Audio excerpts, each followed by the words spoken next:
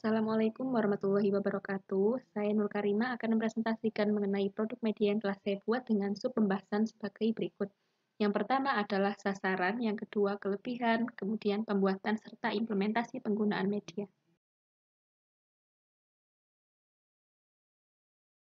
Sasaran media ini dibagi dua. Yang pertama jika ditinjau dari desain, dan yang kedua jika ditinjau dari segi materi. Jika ditinjau dari segi desain, media ini dapat digunakan untuk peserta didik tingkat SD maupun MI. Karena menurut Piaget, secara kognitif, anak pada usia 7-11 tahun, anak-anak itu berpikir secara operasional dengan penalaran yang logis. Mereka itu belum bisa berpikir secara abstrak seperti itu. Jika ditinjau dari segi materi, itu materi ini hanya digunakan untuk kelas 3 MI seperti itu.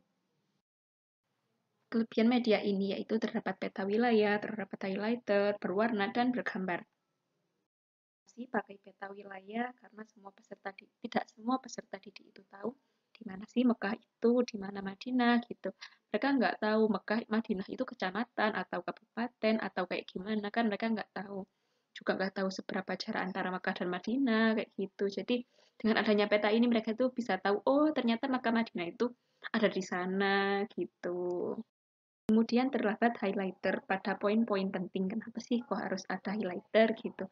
Kan menurut saya itu kalau pengalaman saya dan teman-teman saya waktu MI dulu itu sering kesulitan dalam menghafal waktu terjadinya sesuatu, tanggal atau bilangan-bilangan yang berkaitan dengan cerita. Nah, dengan adanya highlighter tadi mereka itu bisa apa namanya highlight gitu loh mana poin pentingnya gitu. Misalnya ada 10.000, nanti mereka ingat oh posisinya dulu teksnya sebelah sini angkanya itu 10.000, jadi mereka itu mudah mengingat gitu.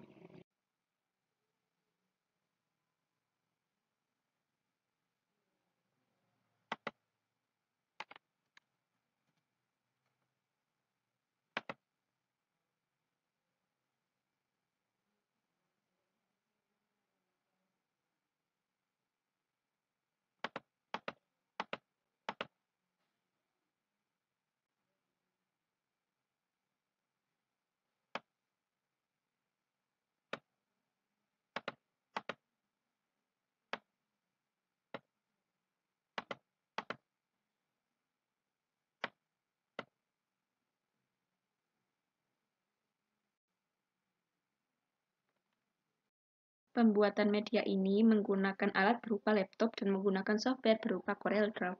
Nah, untuk pembuatan peta wilayah ini saya menggunakan bantuan Google Maps seperti itu.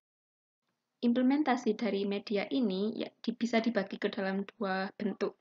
Nah, yang pertama jika file tadi itu dijadikan bentuk PDF, kemudian apalagi sekarang masanya pandemi gitu ya, jadi peserta didik itu bisa menggunakan media tadi itu di PDF, bisa di-share gurunya melalui HP, jadi mereka belajar di HP gitu. Yang kedua itu jika gambar tadi yang hasil dari pembuatan Corel kemudian dijadikan gambar, dicetak dan dijadikan bentuk buku, maka hal itu bukunya akan dibagikan ke peserta didik satu persatu seperti itu.